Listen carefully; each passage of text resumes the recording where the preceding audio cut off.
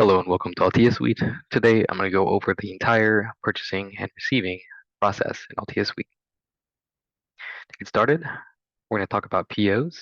So we're going to go into our purchase module and into our purchase orders. Here is where you can come to create a blank purchase order for yourself. To do this, we're going to go up to the New button. Now looking at this new purchase order, there are a couple of fields that I want to highlight. First of which is the supplier field. We need to make sure that we need to choose a supplier for this purchase order. The next one is choosing a warehouse to put those products into. So I'm going to choose my main warehouse. Now we can get into what exactly we want to order. So to do this, what we can do is we're going to go into the middle button here. And I'm going to take a look at this preferred supplier filter option up here. Now, since I chose Ashley as one of my suppliers, I'm going to come over here and I'm only filter out my items that belong to my preferred supplier, Ashley. So I'm going to choose a couple items. Once I select these items, I'm going to press OK, and that will add them to my purchase order. Now, once these items have been added, you can change the quantity. If I want to right now, I can change these prices. I can also change the expected delivery date for either all of these items or the individual items themselves.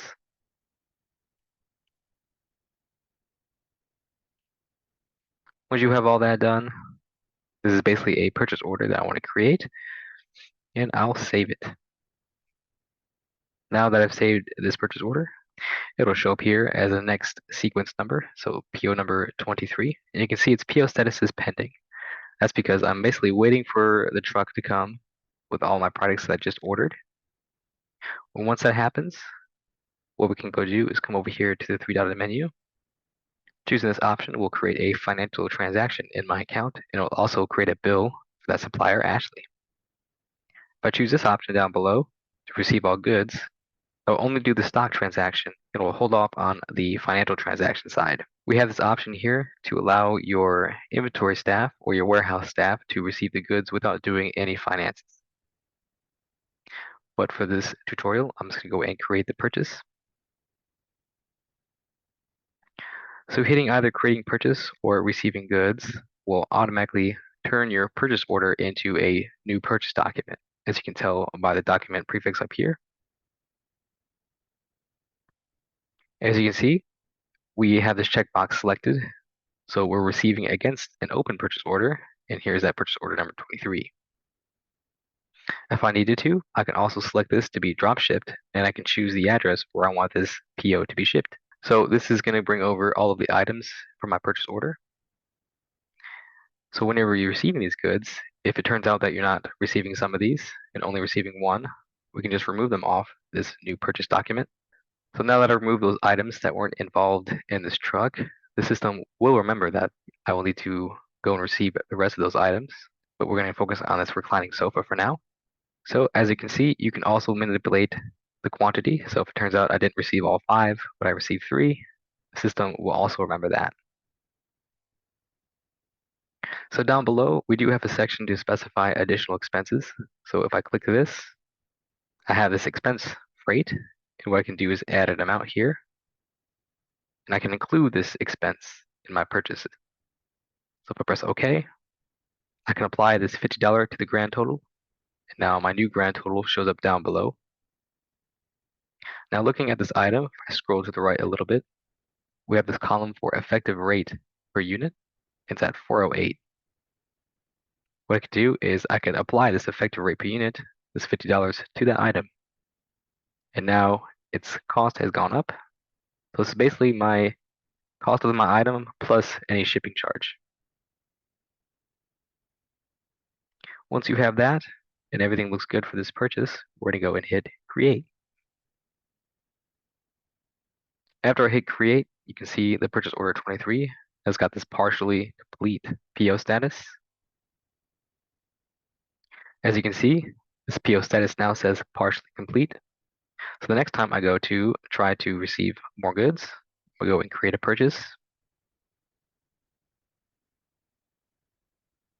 And now the system knows that I've received 3 of this item, so there's now only 2 left. And because I've removed these 2 items, I have to receive all of them. So basically, you can receive what you get on your trucks from your purchase document, and the system will update it on what's remaining. Another way to create a purchase order is to create a back order purchase order from the invoice. To show this, I'm going to go into my sales, and I'm going to create a new invoice.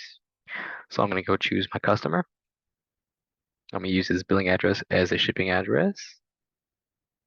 And I'm going to go and choose an item. So I'm going to choose an item that I don't have stock for. So we're going to use this chair. So I'm seeing this message because I have a setting enabled to let me know whenever stock dips below 0. So now that I have this item in here, I'm going to go and choose my delivery option. And I'm going to go to the Pay Now screen and collect the rest of my payment. Now that I have this invoice saved, I know that I need to create a backorder PO. So to do this, we're going to go over to the 3-dot menu, and we're going to hit Create a Backorder PO. This will bring us an option to select a supplier for my PO. I do have the option to do this as a dropship PO. If not, you can go and select your supplier option. In my account, I have all of my items that have preferred suppliers. We also have an option up here to use the last supplier. So in the event that you have an item that you get from 2 different or multiple different suppliers, it'll take the last supplier that you chose. You can also choose to not choose a supplier, or if you want, you can use the last price supplier. You can also choose this in the date range. But for this tutorial, I'm going to go and choose my preferred supplier. For this item, it's with Ashley, so when I hit generate, I get a message that says successfully generated a PO for the Ashley supplier. So I'm going to close this, and as you can see, here's my invoice, and I have now a PO number associated with this invoice. So then I'm going to go into my purchase and into my purchase orders. I'm going to find that PO number 24.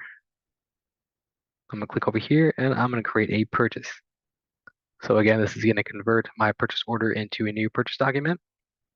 This purchase document is going off of this purchase order that I just created for that back order for that sales invoice. So here's the item. As you can see, I don't have any quantity yet. So once this purchase order is ready, I'm going to go and hit create. And now my purchase order is complete. I have the item added into my account. So now I can go and deliver my product from my invoice. So I'm going to go into my deliveries, into my pending deliveries. There's the item again. And I'm just going to go and mark this to be delivered now. I'll collect any signature, and I'll mark this as delivered. Once that's done, I go back into my invoices. Here's that top invoice. Its dispatch status is complete. I just delivered it. And also my payment status is also cleared because I took the payment at the beginning. So that's the entire purchasing process in AltheaSuite. Thank you.